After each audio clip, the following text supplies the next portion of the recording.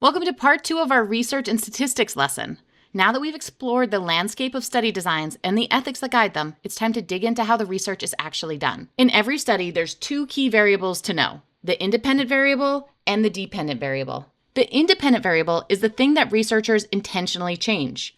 It's the intervention, the exposure, the diet we're testing. The dependent variable is what we measure. It's the outcome or the result. It's dependent on the independent variable. So it's the thing that changes because of the intervention. Imagine a study comparing a high-fiber diet to a low-fiber diet. The independent variable is the type of diet. It's what researchers are manipulating. The dependent variable is perhaps the blood glucose level. It's what we measure to see if the diet has had an effect. Now, not all variables are created equal. We also need to understand how they're measured because that affects the type of analysis we can do. Nominal variables are names or categories. They have no ranking. Think like blood type or yes or no questions. Does this person take supplements? Ordinal variables, on the other hand, have a clear order, but the spacing between them isn't equal, like the different disease states for chronic kidney disease. Or intake categories like low, medium, and high. That's ordinal. You can rank them, but the medium isn't necessarily halfway between low and high. Then we have interval variables, where the spacing between the variables is consistent, but there's no true zero. Temperature in Celsius or Fahrenheit is the classic example. 0 doesn't mean no heat. Finally, ratio variables have equal intervals and a true zero. These are our most important variables, things like height, weight, blood glucose. If someone has an HDL cholesterol value of 0, we know exactly what that means, and it wouldn't be good. Understanding variable types could show up on your RD exam in that it determines what kind of math you're allowed to do. For example, with ratio variables like weight or blood glucose, you can calculate averages and make meaningful comparisons. But with ordinal data like satisfaction rankings or intake categories, calculating an average could be misleading. So on the RD exam, ranking variables in data collection could show up if you're asked to interpret results or identify limitations in a study. But before we can analyze data, we need to collect it, and how we collect it matters a lot.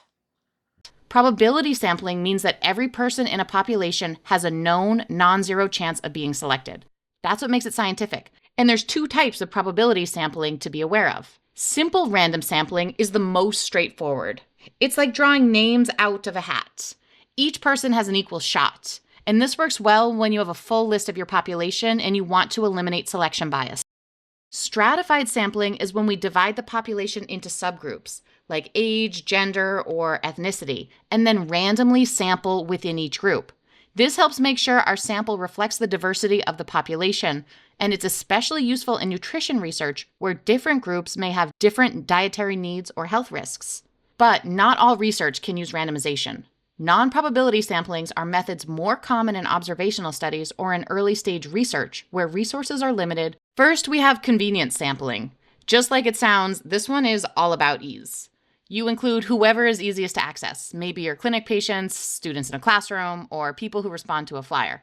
It's super fast and inexpensive, but the results are much more prone to bias.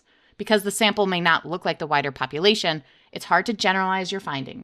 Then we have quota sampling. This one is a little more structured because researchers try to match the sample to certain characteristics of the population, like having the same proportion of men and women or people from specific age brackets.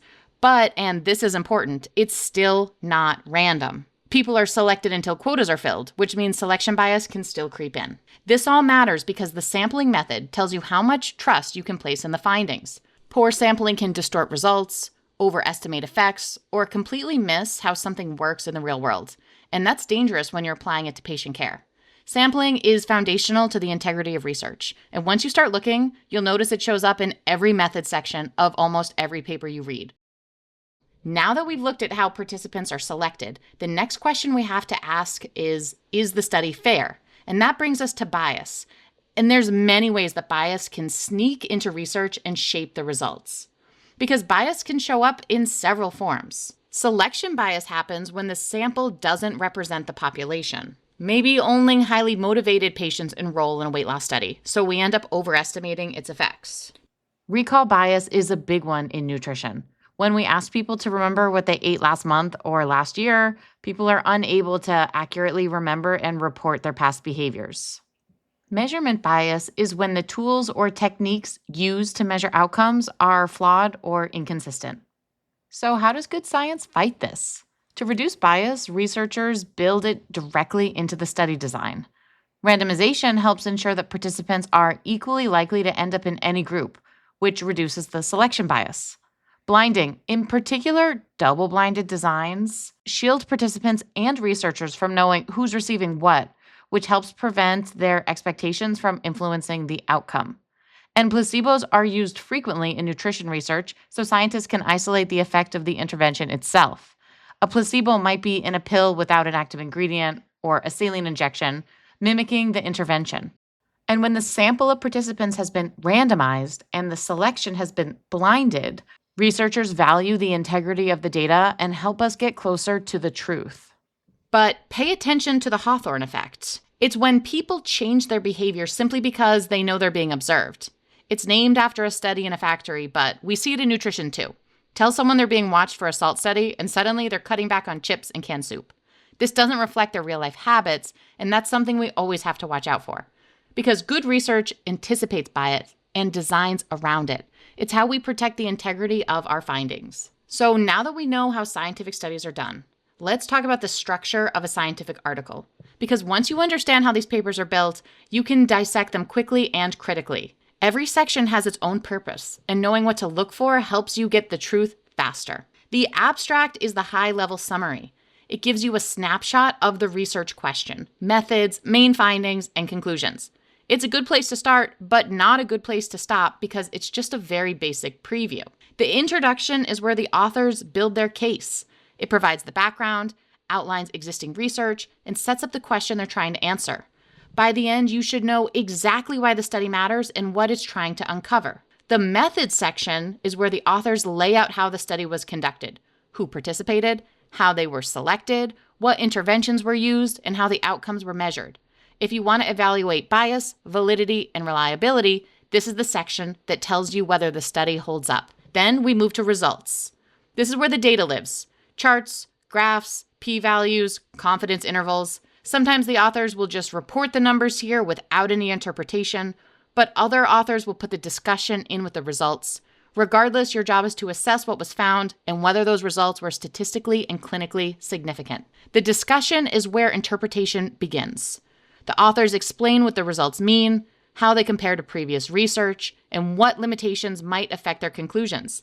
This section can be insightful, but also the most subjective.